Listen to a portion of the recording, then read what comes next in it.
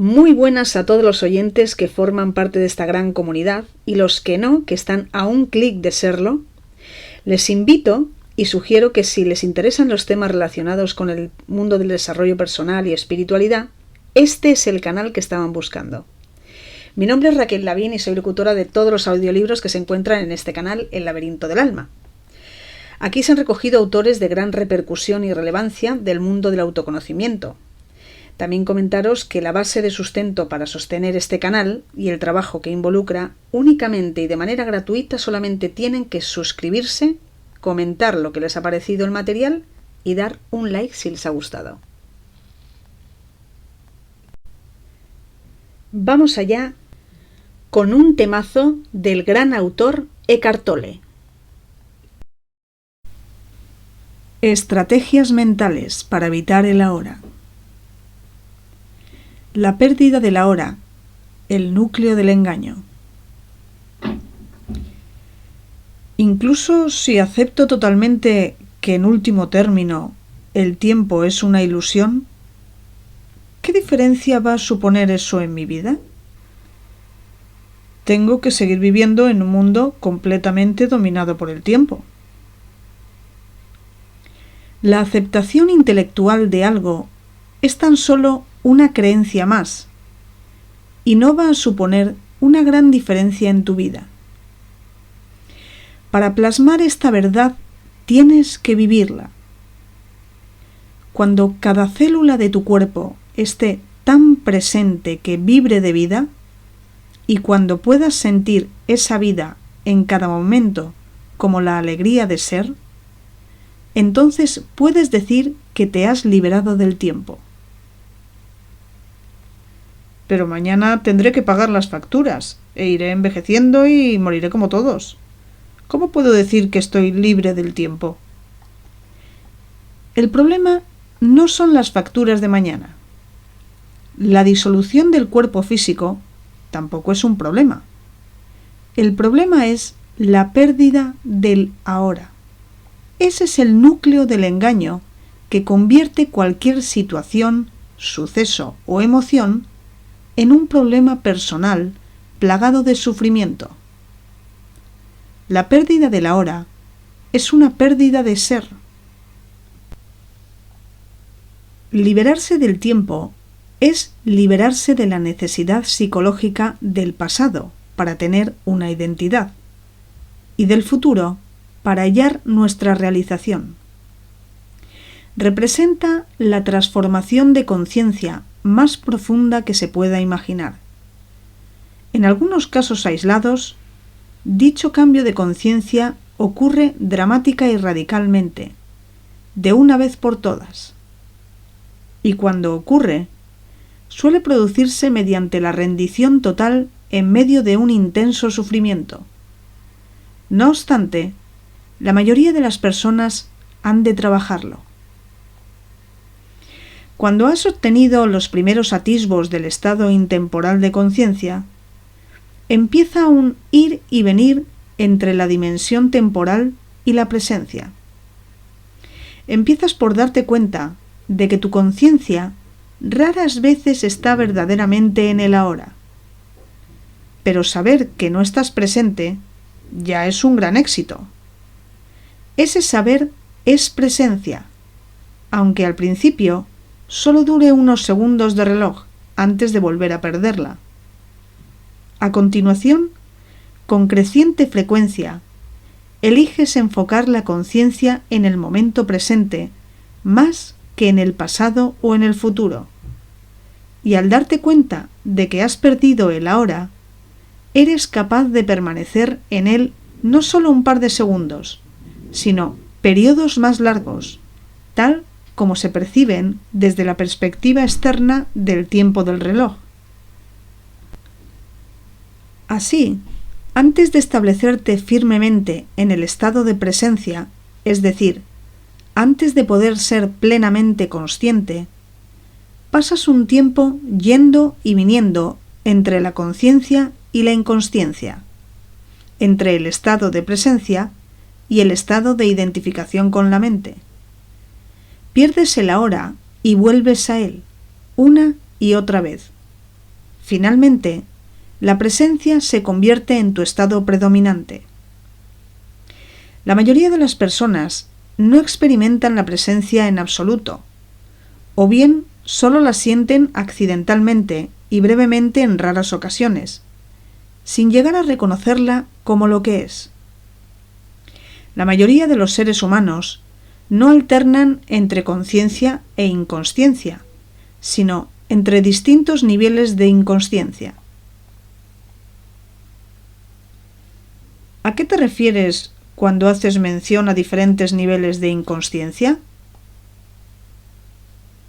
Como probablemente sabes, cuando duermes, pasas constantemente de una fase de sueños a otra fase sin sueños.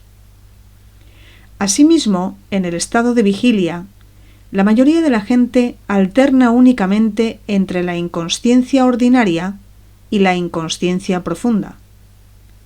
Lo que yo llamo inconsciencia ordinaria es estar identificado con tus emociones y procesos de pensamiento, con tus reacciones, deseos y aversiones.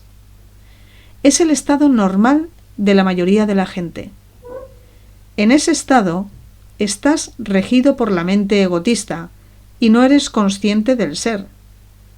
No es un estado de dolor o infelicidad agudos, sino de incomodidad, descontento, aburrimiento o nervios casi continuos.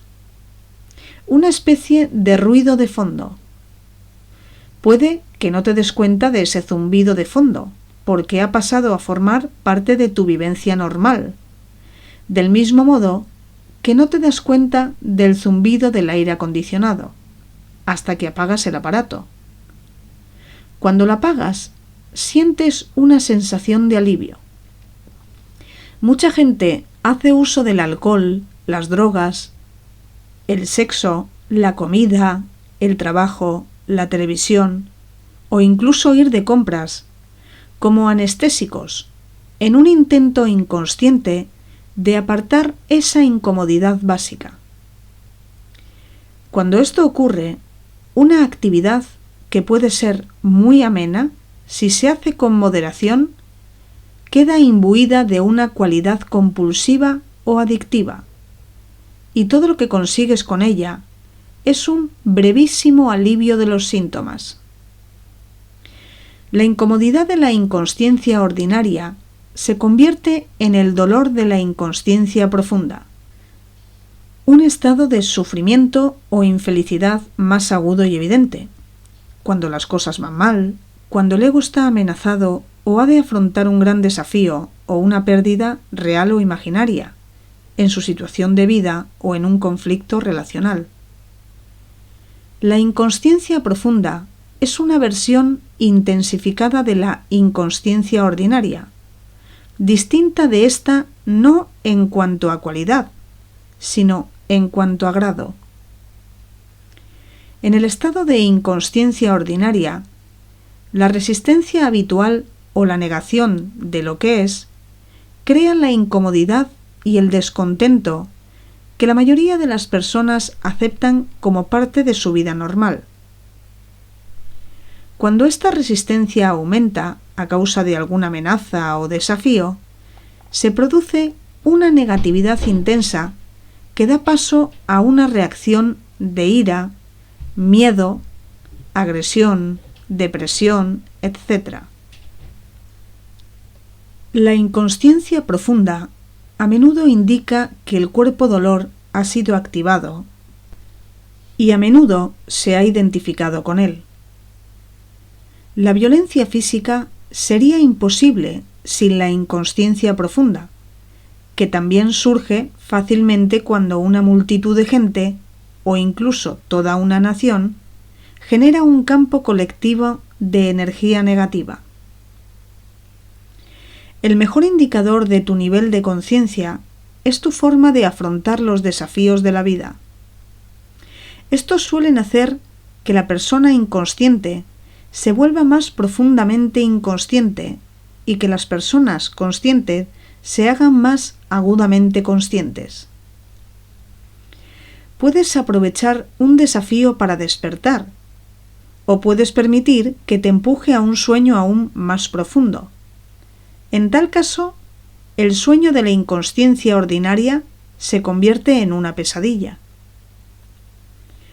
Si ni siquiera puedes permanecer consciente en circunstancias normales, como cuando estás solo en una habitación, cuando das un paseo por el bosque, o estás escuchando a otra persona, es evidente que no podrás mantener la conciencia cuando algo vaya mal, cuando tengas que enfrentarte a personas o situaciones difíciles, cuando se produzca una pérdida real o potencial.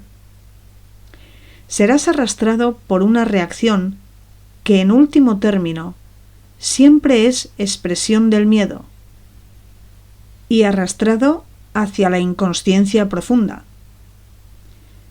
Los desafíos de la vida son tus pruebas.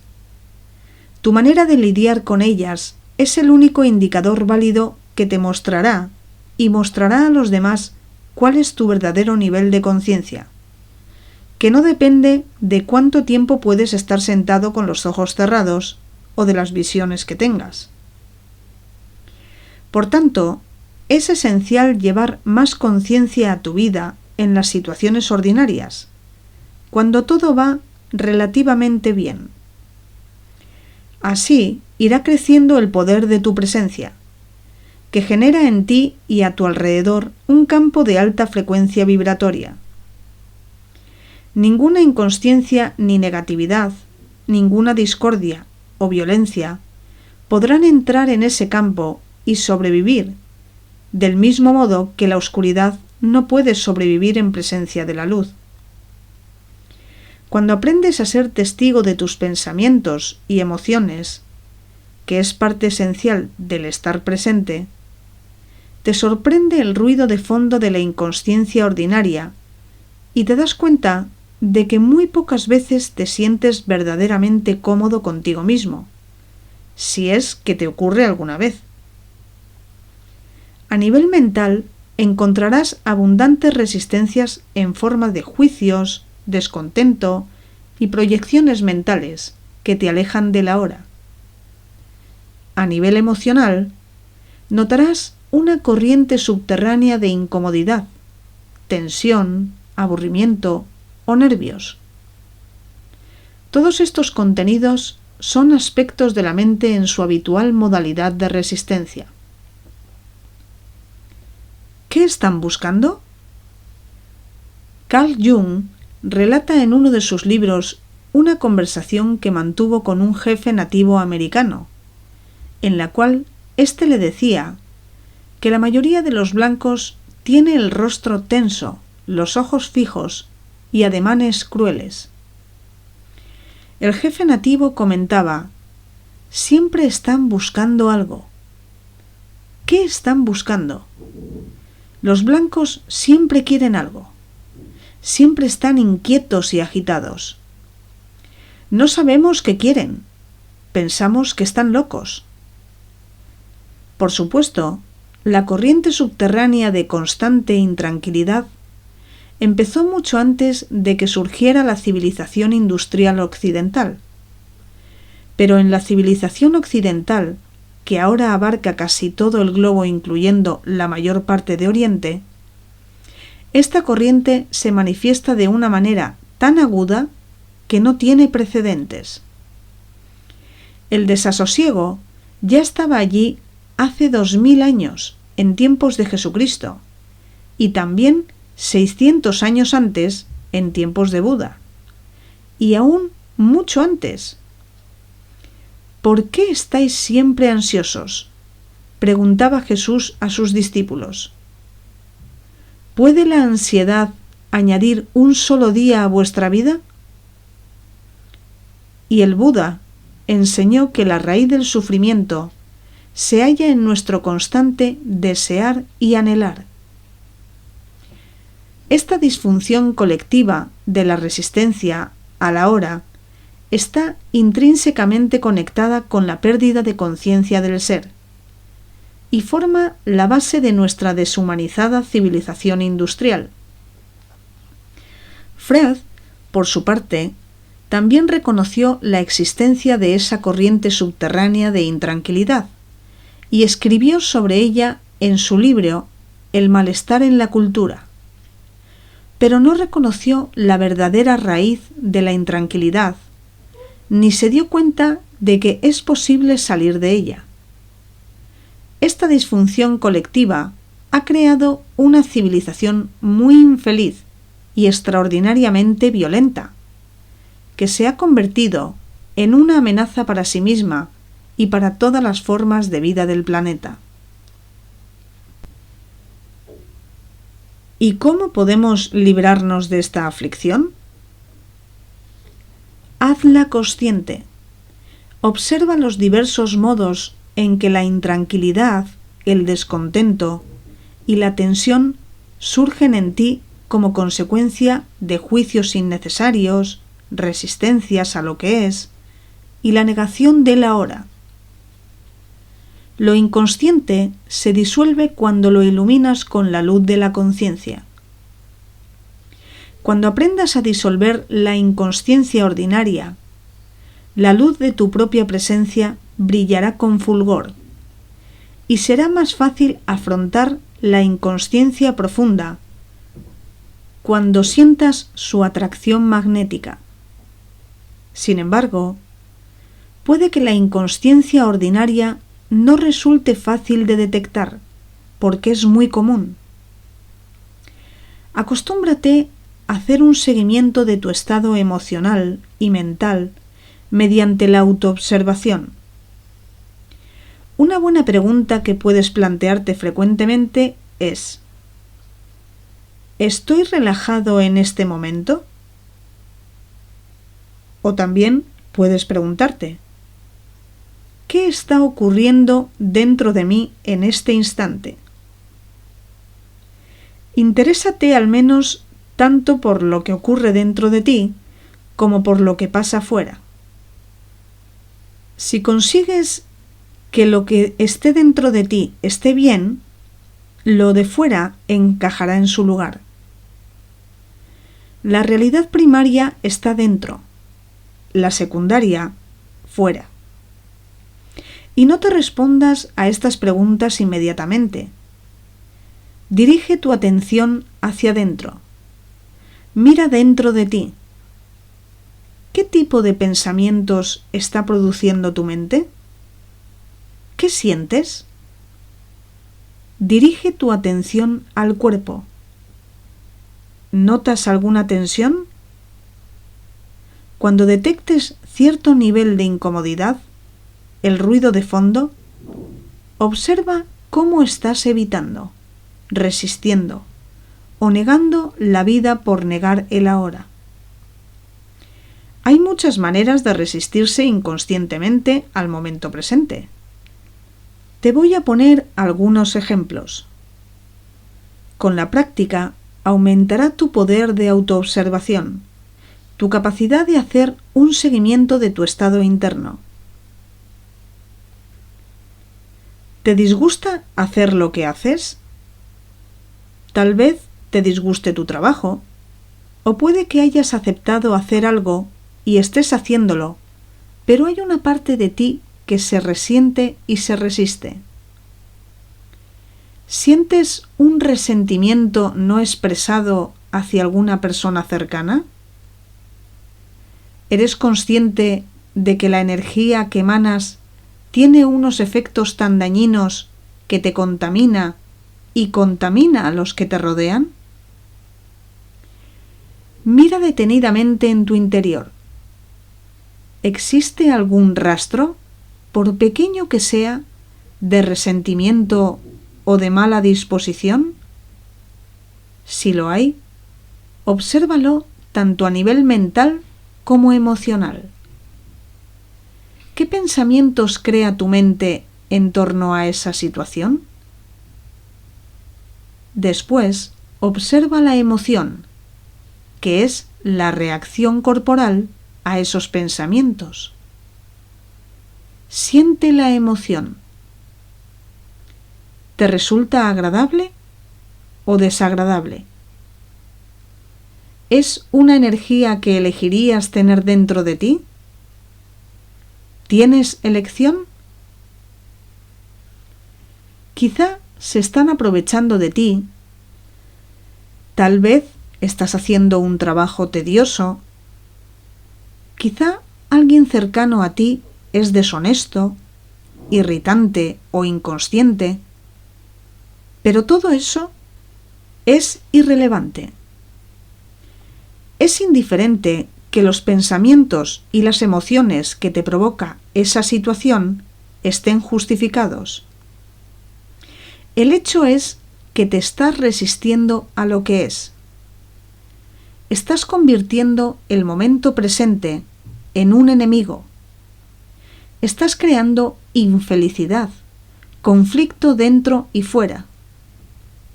Tu infelicidad está contaminando tu ser interno, a los que te rodean y a la totalidad de la psique humana de la que formas parte inseparable. La contaminación del planeta solo es el reflejo externo de una contaminación psíquica interna. Millones de individuos inconscientes que no se responsabilizan de su espacio interno. Deja de hacer lo que estás haciendo. Habla con la persona implicada y exprésale claramente lo que sientes. O bien, suelta la negatividad que tu mente ha creado en torno a la situación y que no sirve a otro propósito que el de fortalecer un falso sentido de identidad. Es importante reconocer su futilidad.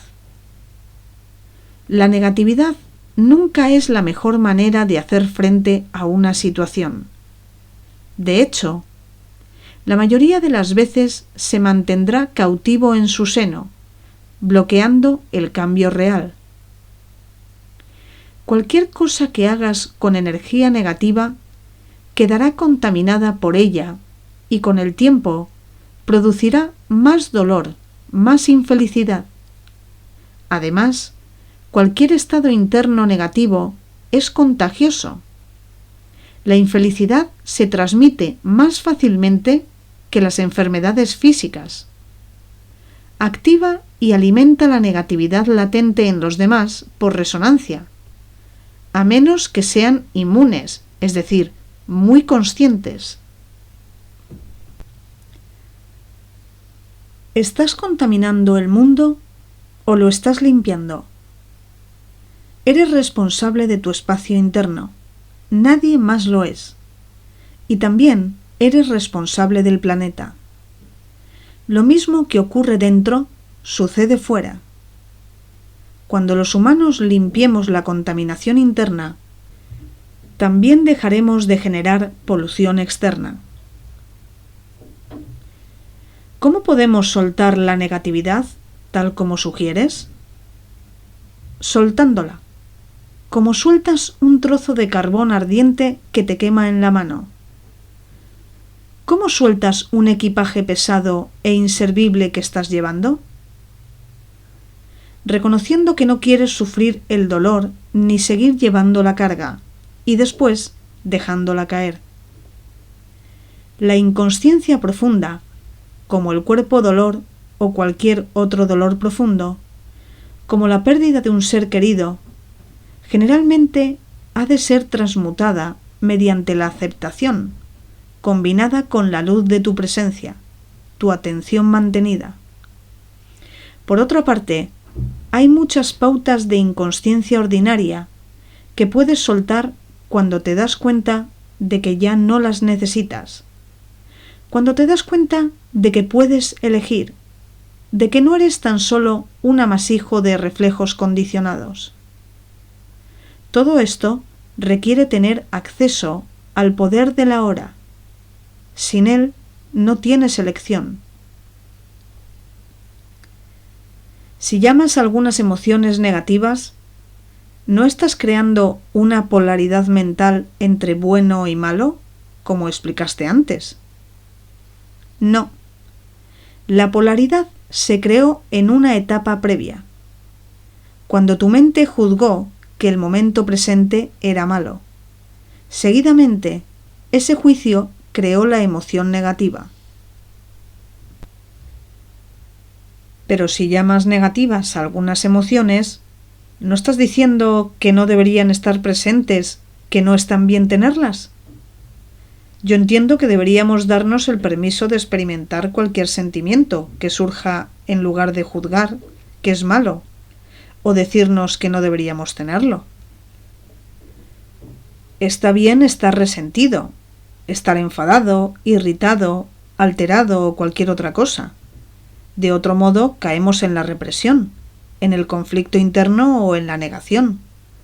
Todo está bien tal como es. Por supuesto, una vez que el patrón mental, la emoción o la reacción ya se han desencadenado, acéptalos. No fuiste lo suficientemente consciente como para poder elegir en ese sentido. Esto no es un juicio, sino un hecho. Si tuvieras elección, si te dieras cuenta de que tienes elección, ¿qué elegirías? ¿El sufrimiento o la alegría? ¿La relajación o la incomodidad? ¿La paz o el conflicto? ¿Elegirías un pensamiento o sentimiento que te alejara de tu estado natural de bienestar, de la alegría interna? Hay un tipo de sentimientos que denomino negativos, que simplemente significan malos. Y no lo digo en el sentido de no deberías tenerlos. Me refiero a ellos como algo simple y llanamente malo, como un dolor de estómago. ¿Cómo es posible que solo en el siglo XX los seres humanos hayan matado a más de 100 millones de congéneres? El hecho de que los humanos se hayan causado mutuamente un sufrimiento de tal magnitud es absolutamente inconcebible. Y eso sin tener en cuenta la violencia física, emocional y mental, la tortura, el dolor y la crueldad que se siguen infligiendo cada día unos a otros y a los demás seres sensibles. ¿Actúan así porque están en contacto con su estado natural, con la alegría interna? Por supuesto que no. Solo personas que están en un estado profundamente negativo, que se sienten muy mal, crearían una realidad así como reflejo de lo que se sienten. Ahora se están dedicando a destruir la naturaleza y el planeta que lo sustenta. Increíble, pero cierto. Los seres humanos son una especie peligrosamente loca y muy enferma. Esto no es un juicio, es un hecho. Y también es un hecho que debajo de la locura está la cordura. Podemos acceder a la sanación y a la redención ahora mismo. Volviendo concretamente a lo que has dicho, es cierto que cuando aceptas tu resentimiento, mal humor, enfado, etc., ya no estás obligado a expresarlos ciegamente, y es menos probable que los proyectes en los demás. Pero me pregunto si no te estás engañando.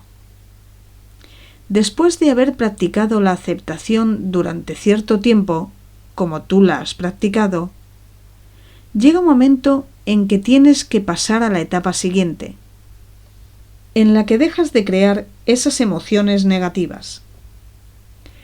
Si no lo haces, tu aceptación se convierte en una etiqueta mental que permite a tu ego continuar cayendo en la infelicidad y fortalecer su separación de los demás, de tu entorno, de tu aquí y ahora. Como sabes, la separación es la base del sentido de identidad del ego. La verdadera aceptación transmutaría esos sentimientos de inmediato. Y si realmente supieras en lo profundo de ti que todo está bien, cosa que por otra parte es cierta, ¿crees que tendrías esos sentimientos negativos? Si no hubiera juicio, si no hubiera resistencia a lo que es, no surgirían. Mentalmente tienes la idea de que todo está bien, pero en el fondo no te lo crees, por lo que los viejos patrones de resistencia emocional y mental siguen en su sitio. Eso es lo que hace que te sientas mal. Eso también está bien. ¿Estás defendiendo tu derecho a ser inconsciente? ¿Tu derecho a sufrir? No te preocupes, nadie te lo va a quitar. Cuando te das cuenta de que cierto alimento te pone enfermo, ¿qué haces? ¿Sigues comiéndolo y afirmando que está bien estar enfermo? ¿Puedes poner algún ejemplo más sobre la inconsciencia ordinaria? Trata de pillarte quejándote, de palabra o pensamiento, de la situación en la que te encuentras, de lo que los demás dicen o hacen, de tu entorno, de tu situación, de vida, incluso del tiempo. Quejarse siempre es no aceptar lo que es, y conlleva invariablemente una carga de inconsciencia y negatividad. Cuando te quejas, te conviertes en una víctima. Cuando te expresas, asumes tu poder. Por tanto, cambia la situación emprendiendo una acción o expresando lo que piensas siempre que sea posible o necesario. Abandona la situación o acéptala. Lo demás es locura.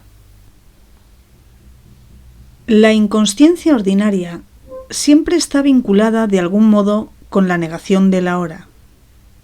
El ahora, por supuesto, también implica el aquí. ¿Estás resistiéndote a tu aquí y ahora? Algunas personas siempre prefieren estar en otra parte. Su aquí nunca es lo suficientemente bueno.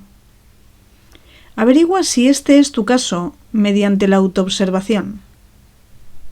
Estés donde estés, estaré totalmente allí. Si tu aquí y ahora te resulta intolerable y te hace desgraciado, tienes 3 opciones: retirarte de la situación, cambiarla o aceptarla totalmente.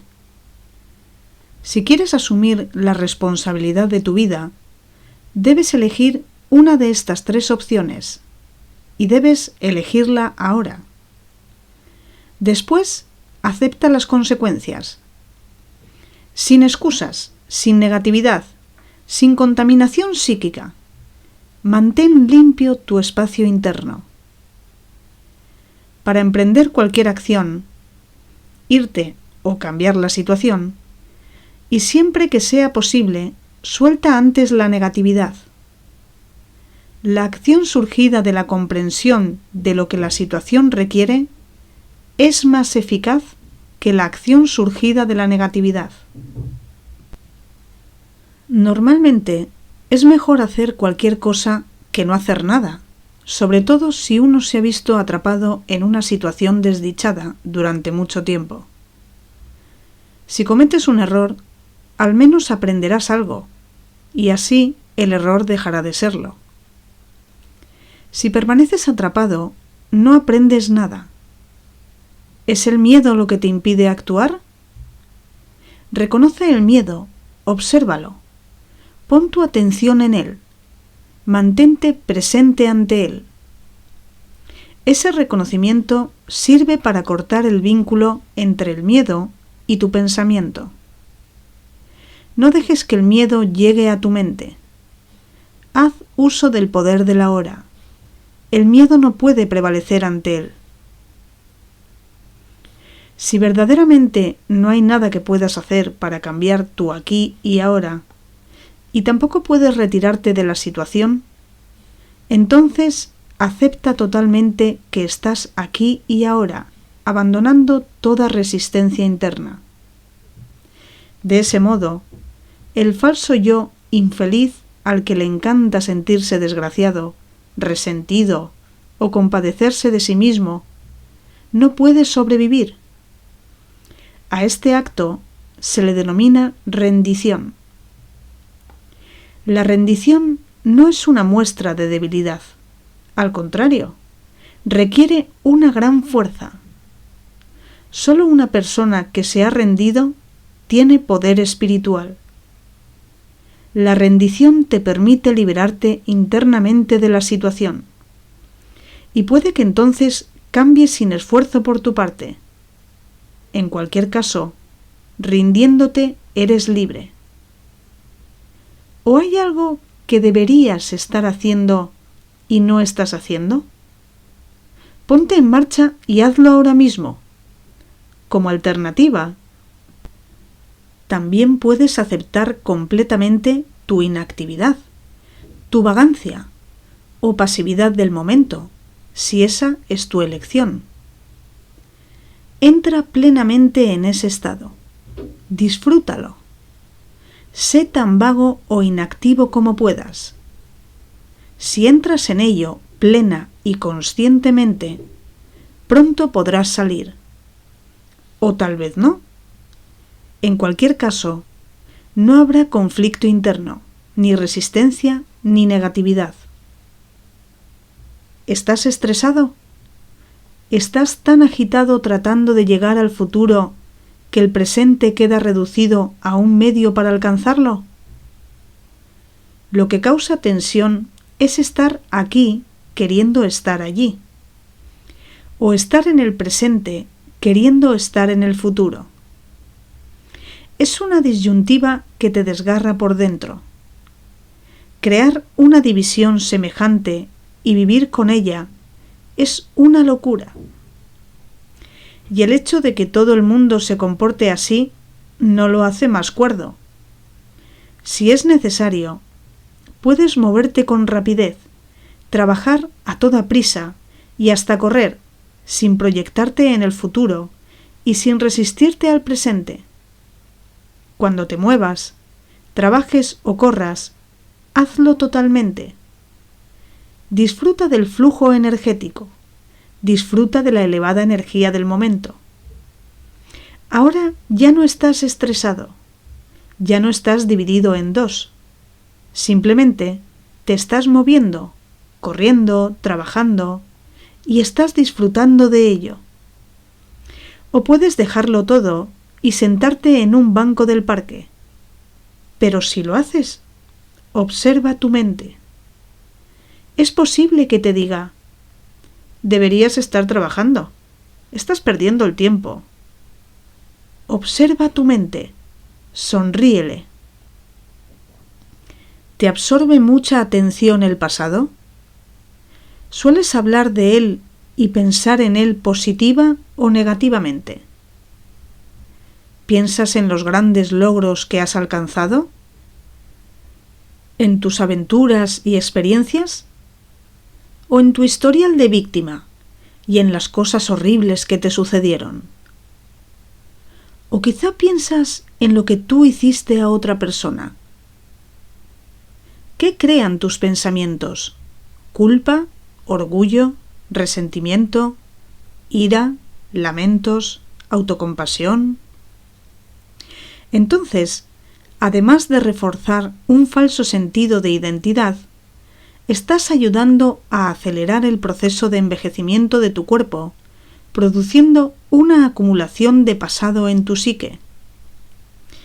Verifícalo por ti mismo, observando a las personas cercanas que tengan una fuerte tendencia a aferrarse al pasado. Haz morir el pasado cada momento. No lo necesitas. Refiérete a él solo cuando sea absolutamente relevante para el presente. Siente el poder de este momento y la plenitud del ser. Siente tu presencia. ¿Estás preocupado? ¿Sueles pensar mucho en lo que pasaría si...? Entonces estás identificado con tu mente, que se proyecta en una imaginaria situación futura y genera miedo. No hay modo de poder afrontar esa situación porque no existe. Es un fantasma mental. Puedes parar esa locura que corroe la salud y la vida volviendo a tomar conciencia del momento presente. Siente la respiración. Siente el aire que fluye dentro y fuera de tu cuerpo. Siente tu campo de energía interna. Lo único que tienes que afrontar, con lo que tienes que lidiar en la vida real, en oposición a las proyecciones mentales imaginarias, es este momento. Pregúntate, ¿qué problema tienes ahora mismo? No el año pasado, mañana o dentro de 5 minutos. ¿Qué está mal en este momento? Siempre puedes lidiar con el ahora, pero nunca podrás lidiar con el futuro. Y tampoco tienes que hacerlo. La respuesta, la fuerza, la acción justa o el recurso estarán allí cuando los necesites, no antes ni después. Algún día lo conseguiré. ¿Está tu atención tan absorta en los objetivos que reduces el momento presente a ser un medio para un fin? ¿Ha desaparecido la alegría de tus acciones? ¿Estás esperando para empezar a vivir? Si has desarrollado este patrón mental, independientemente de lo que hagas o consigas, el presente nunca será suficientemente bueno. El futuro siempre parecerá mejor. Una receta perfecta para la insatisfacción permanente y el descontento. ¿Estás acostumbrado a esperar? ¿Pasas buena parte de tu vida esperando? Para mí, esperar a pequeña escala es esperar en la cola de correos, en un atasco de tráfico, en el aeropuerto, esperar a que llegue alguien o hasta acabar un trabajo. Esperar a gran escala es esperar a las próximas vacaciones, a tener un trabajo mejor, a que crezcan los niños, a establecer una relación significativa, a triunfar, a hacer dinero, a ser importante, a iluminarte. Es bastante común que la gente se pase toda la vida esperando para empezar a vivir. La espera es un estado mental. Significa básicamente que quieres el futuro y no quieres el presente. No quieres lo que tienes y quieres lo que no tienes.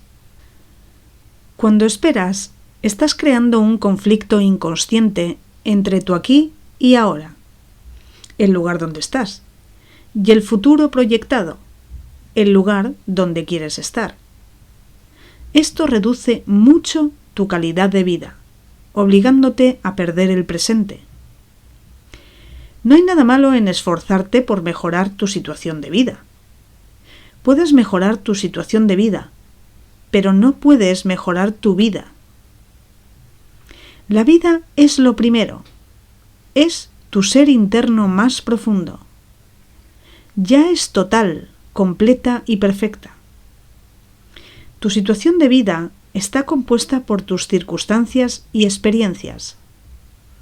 No hay nada malo en marcarse objetivos y en esforzarse por lograr cosas. El error consiste en sustituir con eso el sentimiento de vida, de ser. Y el único punto de acceso al sentimiento de vida es el ahora. Si te centras en los objetivos y olvidas el ahora, eres como un arquitecto que no presta atención a los cimientos del edificio, pero pasa mucho tiempo trabajando la superestructura. Por ejemplo, mucha gente espera que le llegue la prosperidad, pero la prosperidad no puede llegar en el futuro. Cuando honras, reconoces y aceptas plenamente tu realidad presente, dónde estás, quién eres y lo que estás haciendo ahora mismo, cuando aceptas plenamente aquello de lo que dispones, entonces agradeces lo que tienes, agradeces lo que es, agradeces ser. La verdadera prosperidad es sentirse agradecido por el momento presente y por la plenitud de la vida ahora mismo. No puede llegar en el futuro. Más adelante, con el tiempo, esa prosperidad se manifestará de diversas formas.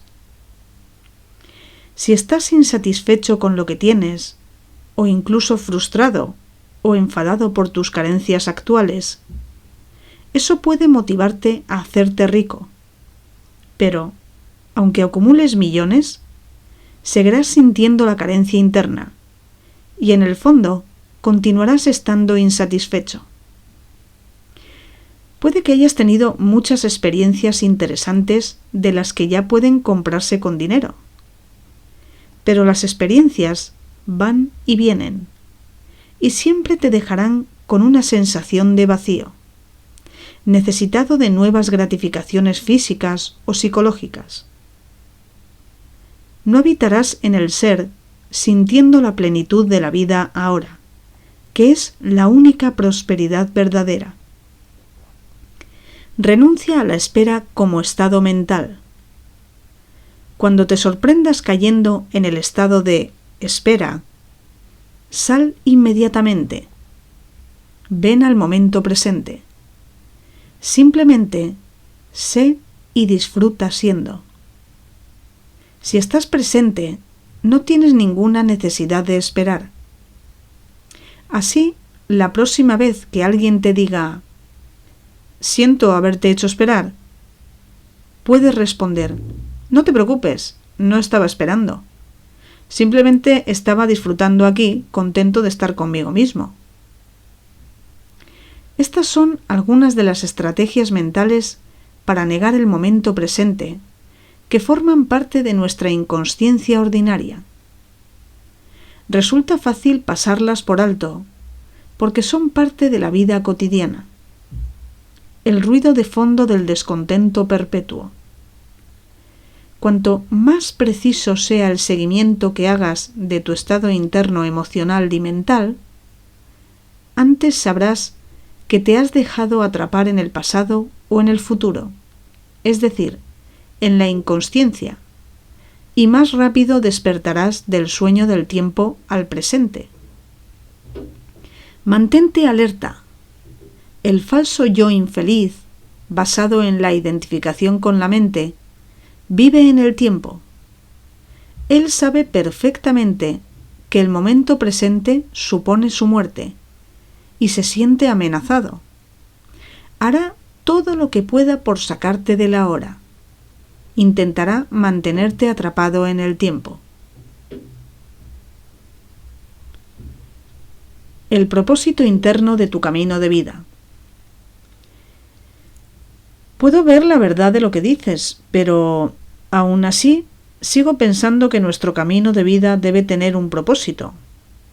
De otro modo, caminamos sin rumbo. Y propósito significa futuro, ¿cierto? ¿Cómo se puede reconciliar eso con vivir el presente? Cuando viajas, resulta muy útil saber dónde vas, o como mínimo, la dirección general que has de seguir. Pero no olvides que lo único absolutamente real de tu viaje es el paso que estás dando en ese momento. Eso es todo lo que hay y puede haber. Tu camino de vida tiene un propósito externo y un propósito interno. El propósito externo es alcanzar tu objetivo o punto de llegada, realizar lo que te has propuesto, lograr esto o aquello, y eso, evidentemente, implica el futuro. Pero si tu destino o los pasos que des en el futuro requieren tanta atención que se vuelven más importantes que los pasos que estás dando ahora mismo,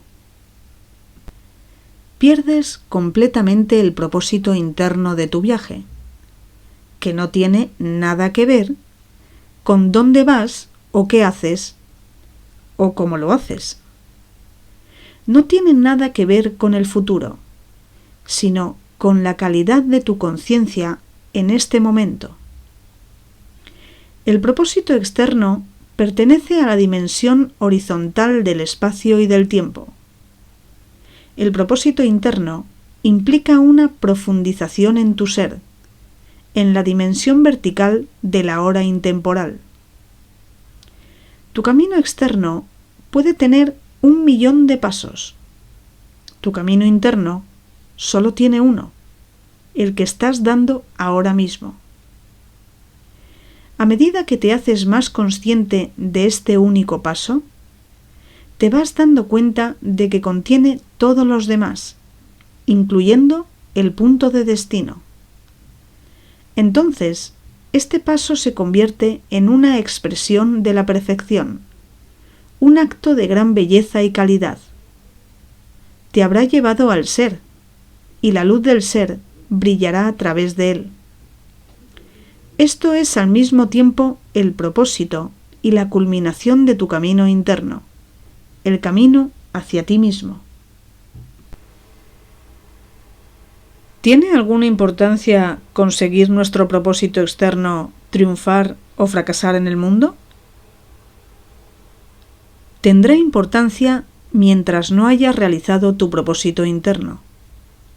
Después de eso, el propósito externo solo es un juego al que juegas por gusto. También es posible fracasar completamente en el propósito externo y tener un éxito rotundo en el interno, o al revés. Y esto es algo que suele suceder más habitualmente: riqueza externa y pobreza interna, o ganar el mundo y perder el alma, como dijo Jesús.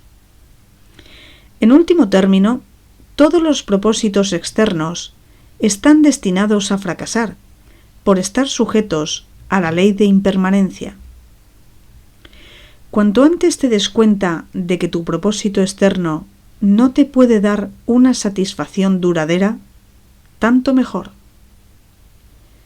Cuando llegas a ver las limitaciones de tu propósito externo, renuncias a la expectativa irreal de que debería hacerte feliz y lo subordinas a tu propósito interno. Has mencionado que pensar o hablar innecesariamente sobre el pasado es una de las maneras de evitar el presente. Pero, aparte del pasado que recordamos y con el que nos identificamos, ¿no existe en nosotros otro pasado en un nivel más hondo? Me refiero a los condicionamientos inconscientes de nuestras vidas, en especial a las experiencias de la primera infancia, quizá incluso a experiencias de vidas pasadas. Y también está nuestro condicionamiento cultural, relacionado con el lugar geográfico, donde hemos nacido y con el periodo histórico en que vivimos. Todos estos factores determinan nuestra manera de ver el mundo, de reaccionar, lo que pensamos, las relaciones que mantenemos, nuestra forma de vivir la vida. ¿Cómo podríamos llegar a ser conscientes de todo eso o a liberarnos de ello? ¿Cuánto tiempo necesitaríamos? Y aunque lo consiguiéramos, ¿qué quedaría de nosotros? ¿Qué queda cuando acaba la ilusión? No es necesario que investigues tu pasado inconsciente, excepto en la medida en que se manifieste en el presente como un pensamiento, una emoción, un deseo, una reacción o un suceso externo que te acontece. Los desafíos del presente sacarán a la luz lo que necesites saber de tu pasado inconsciente. Si te sumerges en el pasado, se convertirá en un pozo sin fondo. Siempre hay más. Puede que pienses que necesitas más tiempo para entender el pasado o para liberarte de él. En otras palabras, puede que pienses que el futuro acabará liberándote del pasado. Eso es una ilusión. Solo el presente puede liberarte del pasado. Ahondar en el tiempo no puede liberarte del tiempo. Accede al poder de la hora. Esta es la clave. ¿Qué es el poder de la hora? Nada más que el poder de tu presencia, tu conciencia liberada de las formas del pensamiento. Afronta el pasado desde el presente. Cuanta más atención concedas al pasado, más lo energetizas y más probable es que te construyas una identidad con él. Entiéndeme bien, la atención es esencial, pero no al pasado como pasado. Presta atención al presente.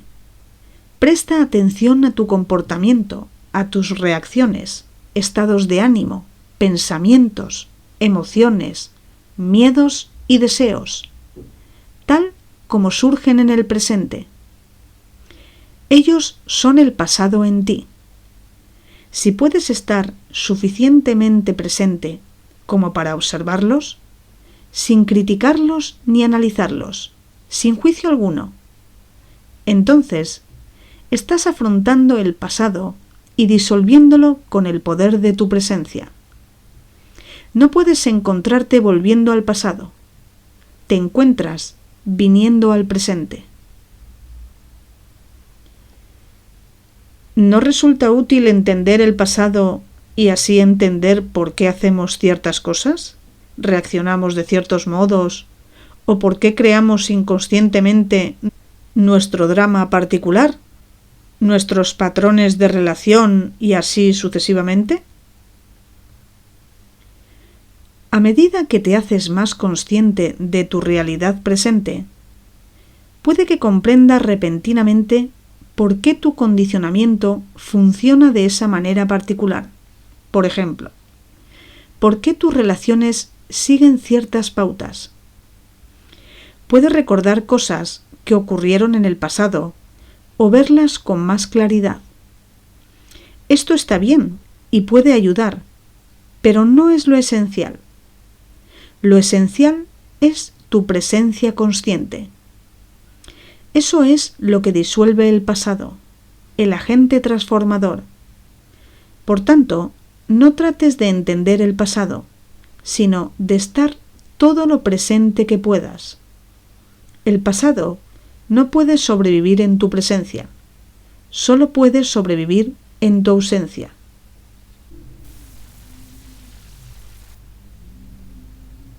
Capítulo 5. El estado de presencia. No es lo que crees que es. Sigues diciendo que el estado de presencia es la clave. Creo entenderlo intelectualmente, pero no sé si he llegado a experimentarlo alguna vez. Me pregunto si es lo que creo que es o si es algo completamente diferente. No es lo que crees que es. No puedes pensar en la presencia, y la mente no puede entenderla. Entender la presencia es estar presente. Intenta un pequeño experimento. Cierra los ojos y di internamente: me pregunto cuál va a ser mi próximo pensamiento. A continuación, mantente muy alerta y espera a ver cuál es. Sé como un gato observando una ratonera. ¿Qué pensamiento va a salir de la ratonera? Inténtalo ahora mismo. ¿Y bien? He tenido que esperar un buen rato a que surgiera un pensamiento. Exactamente. Mientras te mantienes en un estado de intensa presencia, estás libre de pensamientos. Estás en calma y, sin embargo, muy alerta. En el momento en que tu atención consciente desciende por debajo de cierto nivel, el pensamiento penetra. El ruido mental vuelve, la quietud se pierde. Has vuelto al tiempo. Se sabe que para comprobar el grado de presencia de sus alumnos, algunos maestros zen se deslizaban sigilosamente detrás de ellos y les golpeaban por sorpresa con un bastón. Debía ser todo un choque. Si el estudiante estaba plenamente alerta y en un estado de presencia, si había mantenido la vestidura ceñida y la lámpara encendida, que es una de las analogías con que Jesucristo se refiere a la presencia, se daba cuenta de que el maestro se le acercaba por detrás y podía detenerle o esquivarle. Pero si recibía el golpe, eso significaba que estaba inmerso en sus pensamientos, es decir, ausente, inconsciente. Para mantenerse presente en la vida cotidiana, resulta útil estar profundamente arraigado en uno mismo, porque en otro caso, la mente, que tiene una enorme inercia, te arrastrará como la crecida de un río. ¿A qué te refieres cuando hablas de estar arraigado en ti mismo? Significa habitar tu cuerpo plenamente, tener siempre parte de tu atención en el campo energético interno de tu cuerpo, sentir el cuerpo por dentro, por así decirlo. La conciencia corporal te mantiene presente, te ancla en el ahora. El significado esotérico de esperar. En cierto sentido, el estado de presencia puede ser comparado a una espera. Jesús usó la analogía de la espera en alguna de sus parábolas.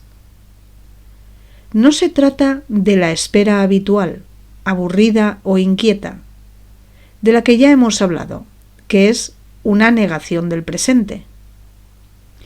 No es una espera en la que tu conciencia se enfoca en algún punto del futuro y el presente se considera un obstáculo indeseable que te impide conseguir lo que deseas. Existe un tipo de espera completamente distinto que requiere que estés plenamente alerta. Algo podría ocurrir en cualquier momento, y si no estás absolutamente alerta, absolutamente en calma, te lo vas a perder.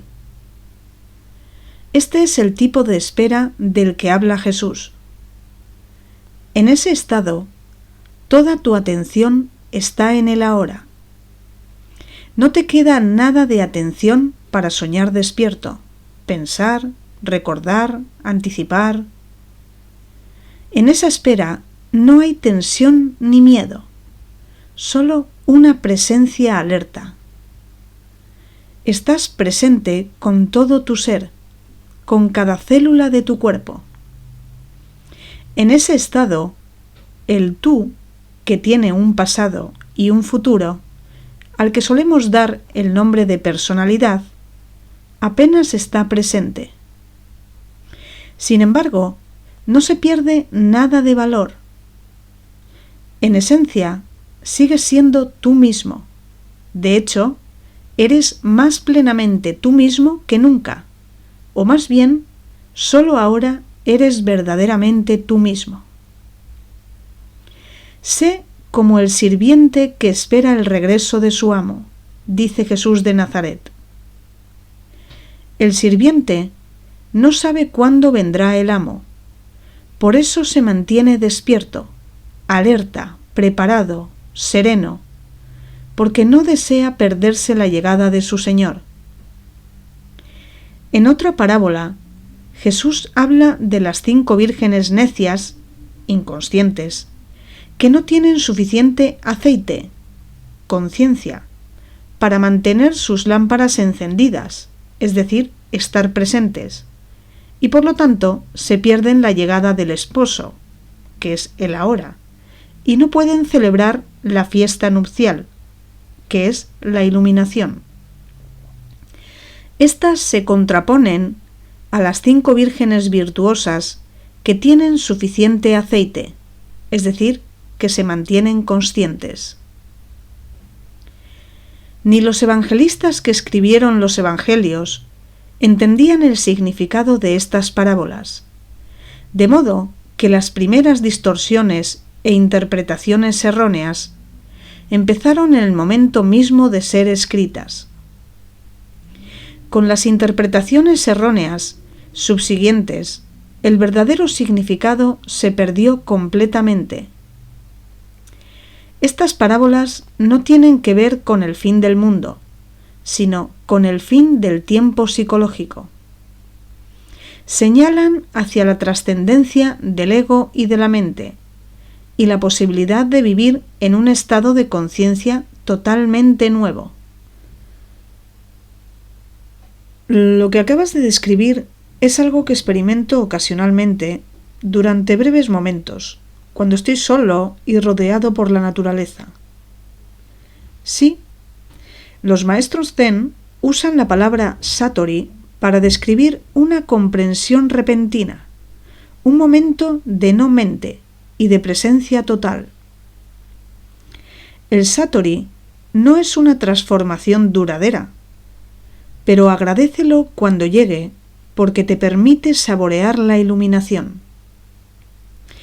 Puede que lo hayas experimentado muchas veces sin saber lo que era y sin reconocer su verdadera importancia. Se necesita presencia para tomar conciencia de la belleza, de la majestad, de la sacrilidad de la naturaleza. ¿Has mirado alguna vez la infinitud del espacio en una noche clara, quedándote anonadado ante su absoluta quietud e inconcebible enormidad? ¿Has escuchado, realmente escuchado, el sonido de un arroyo de montaña en el bosque? ¿Y el sonido de un mirlo al atardecer un tranquilo día de verano? Para tomar conciencia de este tipo de estímulos, la mente tiene que estar serena. Tienes que abandonar momentáneamente tu equipaje personal de problemas, de pasado y de futuro, y todo tu conocimiento, porque de no hacerlo, verás, pero no verás, y oirás, pero no oirás. Tienes que estar totalmente presente. Más allá de la belleza de las formas externas, hay otra cosa, algo innombrable, inefable, algo profundo, interno, la esencia sagrada. Donde quiera y cuando quiera que encontramos algo bello, percibimos el brillo de esta esencia interna, que solo se nos revela cuando estamos presentes. ¿Podría ocurrir que esta esencia innombrable y tu presencia fueran una única y misma cosa? ¿Estaría ahí si tú no estuvieras presente? Entra profundamente en ello. Descúbrelo por ti mismo.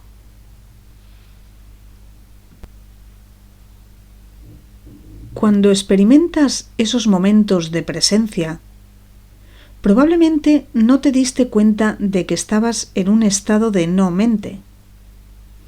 Esto se debe a que la separación entre el estado sin mente y el flujo entrante de pensamientos era demasiado estrecha. Puede que tu satori solo durase unos segundos y después la mente volviera a ponerse en funcionamiento, pero fue real, porque de otro modo no podrías haber experimentado la belleza. La mente no puede crear belleza ni reconocerla. La belleza o la sacralidad solo estuvieron ahí unos segundos mientras te mantuviste totalmente presente. Debido a la escasa separación y a una falta de vigilancia y de alerta por tu parte, probablemente no fuiste capaz de ver la diferencia fundamental entre la percepción, la conciencia sin pensamiento de la belleza, y el proceso de nombrar e interpretar característico del pensamiento. La separación temporal era tan pequeña que todo te pareció un único proceso. De todos modos, lo cierto es que en cuanto el pensamiento se inmiscuyó, solo te quedó un recuerdo de la experiencia. Cuanto mayor sea la distancia entre la percepción y el pensamiento, más profundo eres como ser humano, es decir, más consciente. Muchos están tan atrapados en su mente que la belleza de la naturaleza no existe para ellos. Pueden decir, ¡qué flor tan hermosa! Pero eso no es más que una etiqueta mental aplicada mecánicamente. Como no están en un estado de quietud, como no están presentes, no llegan a ver realmente la flor, no sienten su esencia, su cualidad sagrada, y tampoco se conocen a sí mismos, ni sienten su propia esencia y sacralidad. Como vivimos en una cultura totalmente dominada por la mente, la mayor parte de las obras artísticas, arquitectónicas, musicales y literarias no tienen belleza ni esencia interna, aunque hay algunas excepciones. La causa de este estado de cosas es que los autores no pueden librarse de su mente ni por un momento. Por eso nunca llegan a estar en contacto con ese lugar interno de donde surge la belleza y la verdadera creatividad. Dejada a sí misma, la mente crea monstruosidades, y no solo en las galerías de arte. Observa nuestros paisajes urbanos y nuestros páramos industriales. Ninguna otra civilización ha producido tanta fealdad. ¿Es la presencia lo mismo que el ser? Cuando te haces consciente del ser, lo que en realidad ocurre es que el ser se toma consciente de sí mismo. Y ese acto por el que el ser toma conciencia de sí mismo es la presencia. En el ser, conciencia y vida son términos sinónimos. Podríamos decir que presencia significa conciencia haciéndose consciente de sí misma, o la vida llegando a la autoconciencia. Pero no te quedes pegado a las palabras y no hagas un esfuerzo por entender esta descripción intelectualmente. No necesitas entender las cosas antes de poder estar presente. Entiendo lo que acabas de decir, pero parece implicar que el ser, la realidad última trascendente, aún no está completo. Está experimentando un proceso de desarrollo. ¿Necesita Dios del tiempo para su crecimiento personal? Sí, pero solo desde la perspectiva limitada del universo manifestado. En la Biblia, Dios declara: «Soy el Alfa y el Omega, y soy el que vive». En el reino intemporal, donde habita Dios, que también es tu hogar, el principio y el fin, el Alfa y el Omega, son uno, y la esencia de todo lo que has sido y será está eternamente presente en un estado no manifestado de unidad y perfección, trascendiendo totalmente cualquier cosa que la mente humana pueda llegar a imaginar o comprender. Pero en nuestro mundo de formas aparentemente separadas, la perfección intemporal es un concepto inconcebible. Aquí, incluso la conciencia, que es la luz emanada de la fuente eterna, parece estar sujeta a un proceso de desarrollo, aunque esto se debe a las limitaciones de nuestra percepción. La cosa cambia si consideramos el proceso en términos absolutos. En cualquier caso, permitidme que siga hablando un poco más de la evolución de la conciencia en este mundo. Todo lo que existe tiene ser, tiene esencia divina, tiene algún grado de conciencia. Incluso la piedra tiene una conciencia rudimentaria. Si no fuera así, no sería. Y entonces sus átomos y moléculas se dispersarían. Todo lo que existe está vivo. El sol, la tierra, las plantas, los animales, los seres humanos. Todos somos expresiones de la conciencia en sus diversos grados. Conciencia manifestada en la forma. El mundo surge cuando la conciencia toma formas, tanto formas mentales como formas materiales. Mira los millones de formas de vida existentes tan solo en este planeta, en el mar, en la tierra, en el aire. Y cada forma de vida está repetida millones de veces. ¿Con qué fin? ¿Hay alguien o algo que está jugando un juego? ¿Un juego con las formas? Esto es lo que se preguntaban los antiguos videntes de la India. Consideraban que el mundo es lila, el juego divino de Dios. Evidentemente, las formas de vida individuales no son muy importantes dentro de este juego. En el mar, la mayoría de las formas de vida no sobreviven más de unos segundos después de nacer. La forma humana también regresa al polvo rápidamente, y cuando desaparece, es como si nunca hubiera existido. ¿Podemos decir que este es un destino trágico y cruel? Solo pensaremos así si creamos una identidad separada para cada forma. Si nos olvidamos de que su conciencia es la esencia divina expresándose en la forma. Pero no llegas a saber realmente que esto es así hasta que alcanzas tu esencia divina, la conciencia pura. Imagina que nace un pez en un acuario. Si le llamas Juan, le extiendes un certificado de nacimiento, le cuentas su historia familiar y 2 minutos después se lo come otro pez mayor, eso es una verdadera tragedia. Pero es una tragedia porque has proyectado un yo separado donde no lo había. Has tomado una fracción de un proceso dinámico, de una danza molecular, y has conformado con ella una identidad separada. La conciencia toma el disfraz de las formas hasta que éstas alcanzan tal complejidad que se pierde completamente en ellas.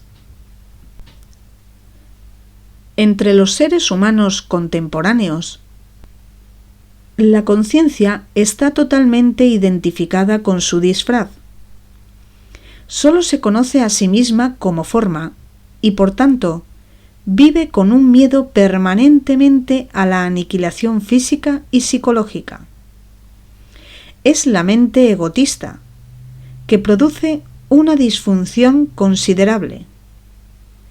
Actualmente, da la sensación de que algo ha ido muy mal en el proceso evolutivo, pero hasta eso es parte del lila, del juego divino.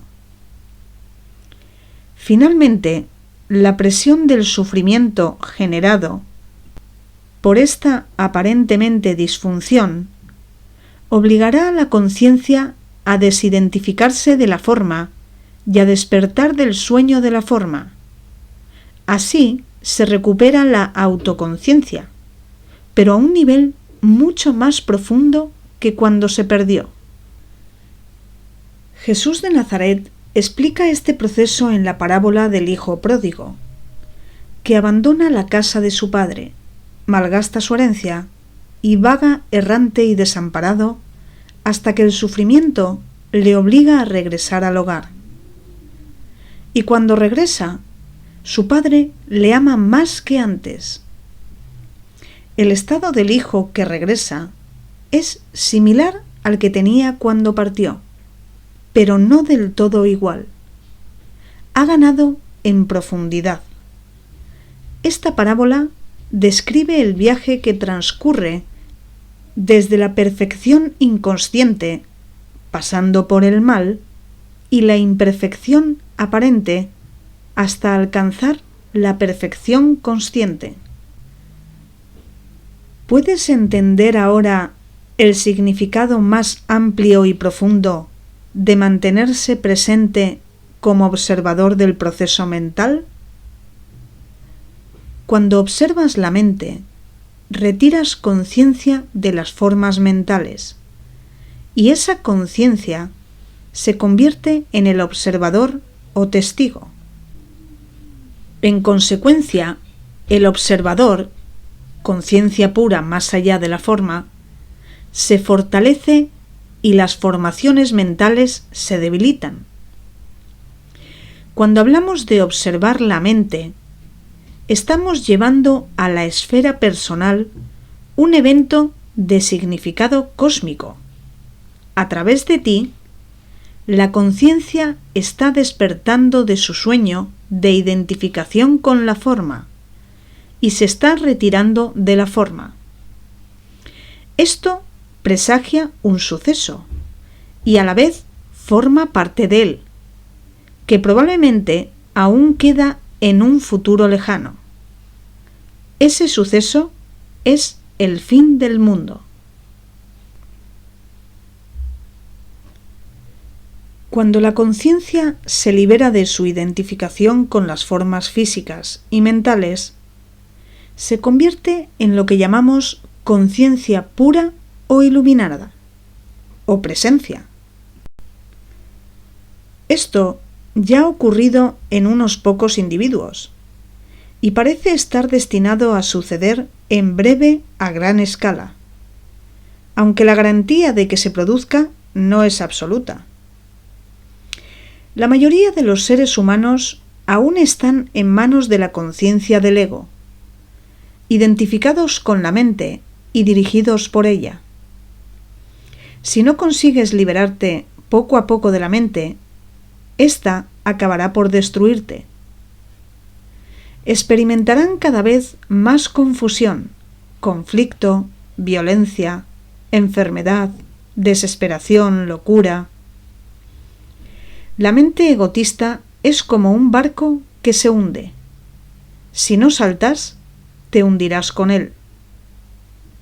La mente egotista colectiva es la entidad más destructiva y peligrosamente loca que ha habitado este planeta.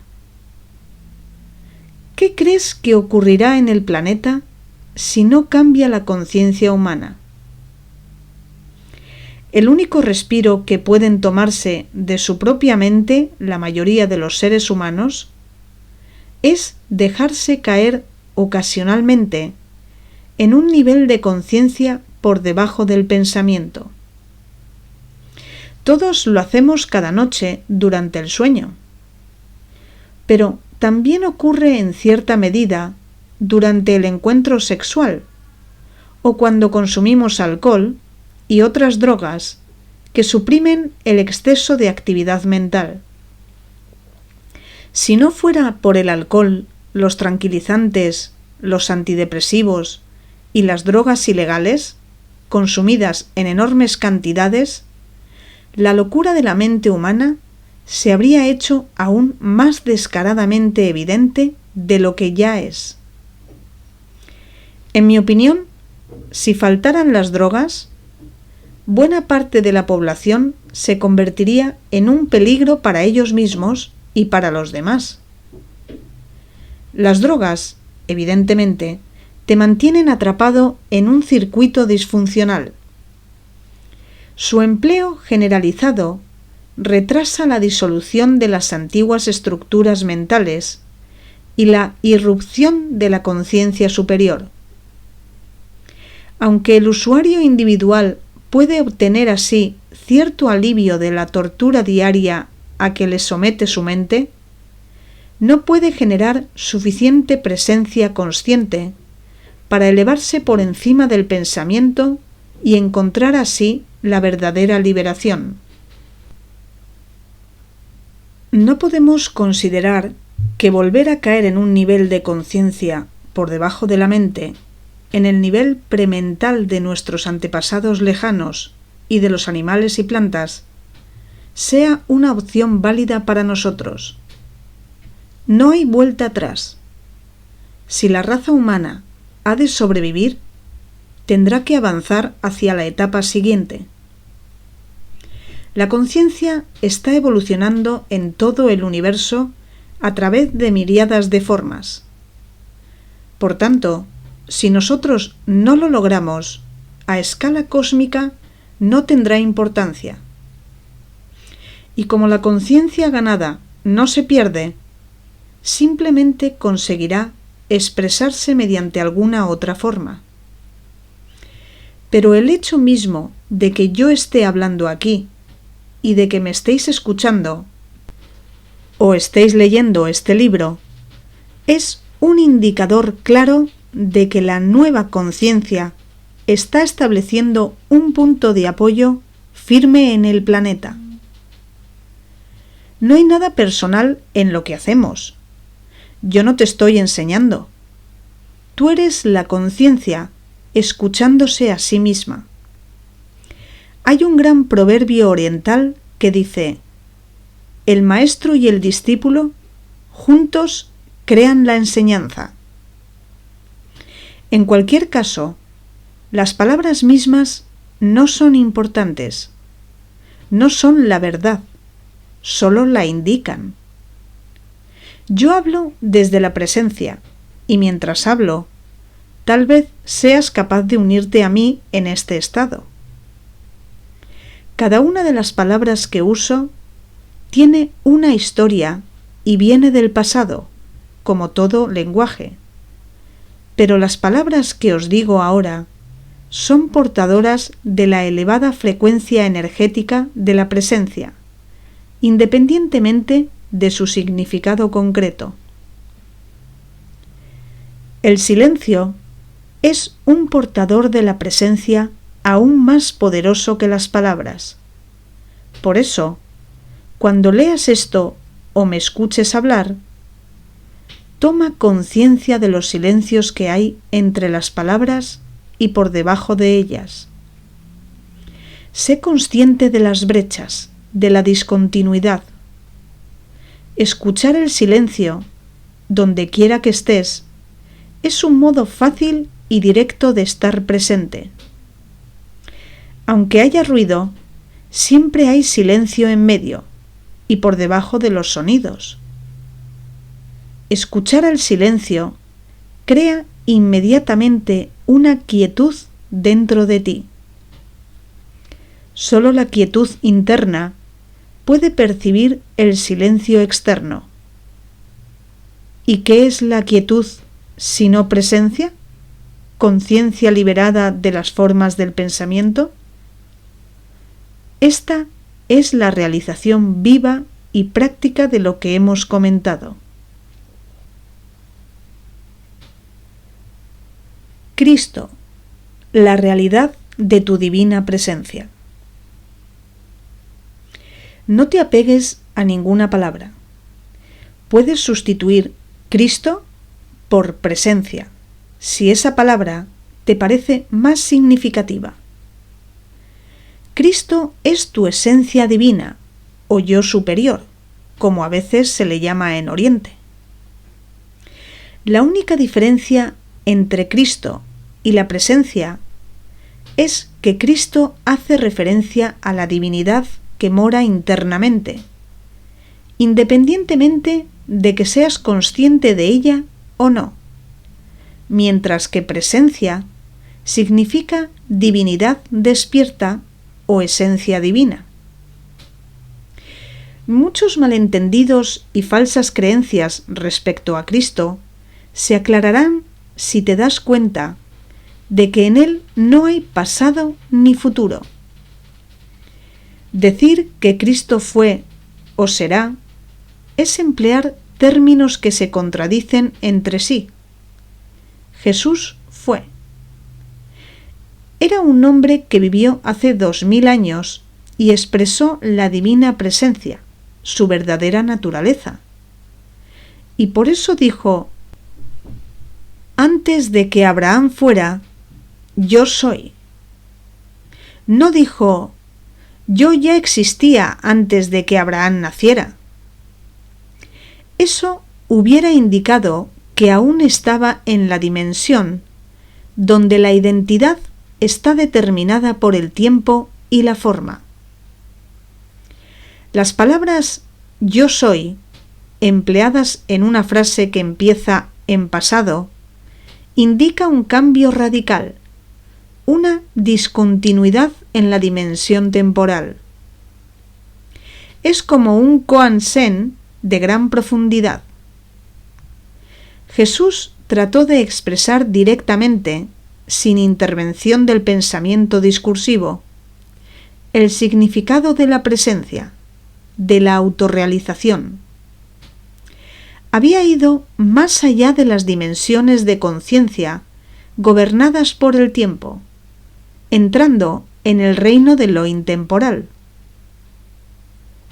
La dimensión eterna había entrado en el mundo.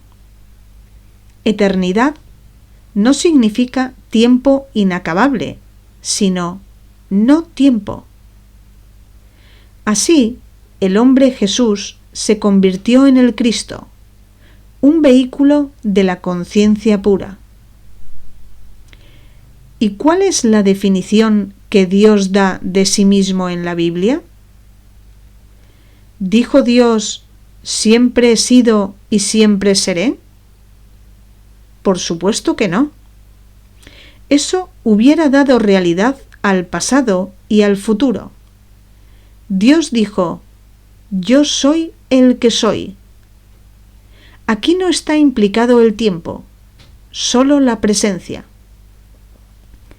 La segunda venida de Cristo es una transformación de la conciencia humana, un cambio del tiempo a la presencia, del pensamiento a la pura conciencia.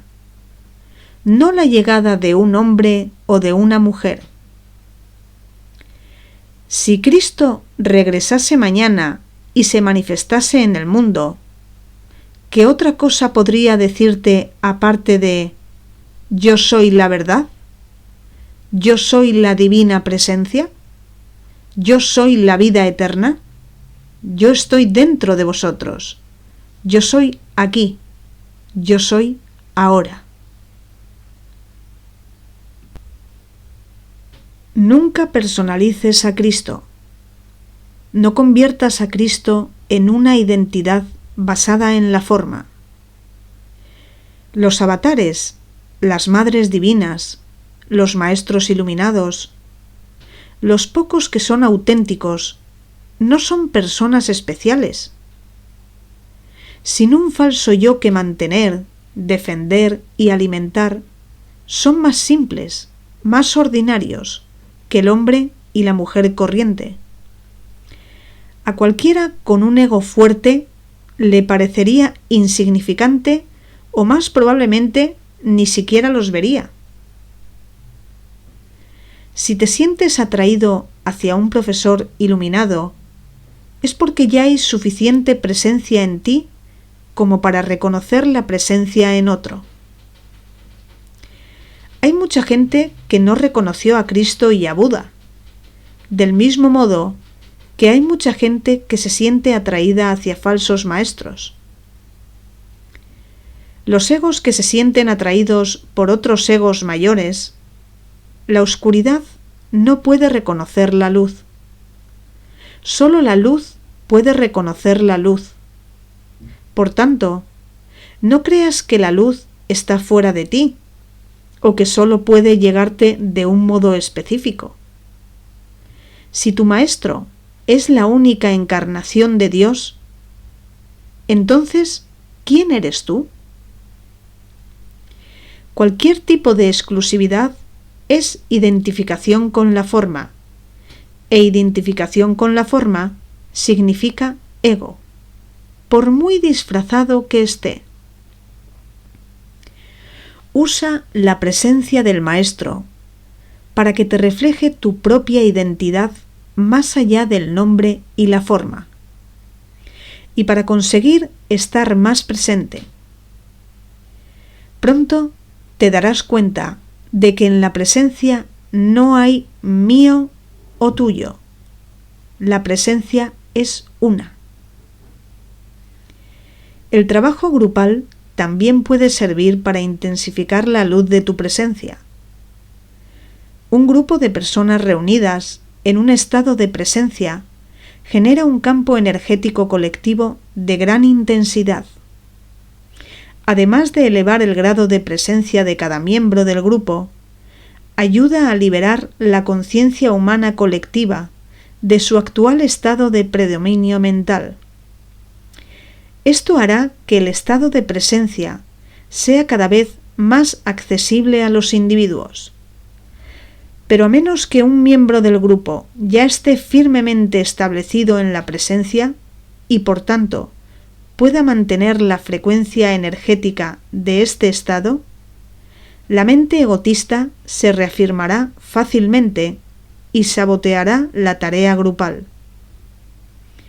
El trabajo grupal es enormemente valioso, pero no es suficiente, y no debes caer en la dependencia de él.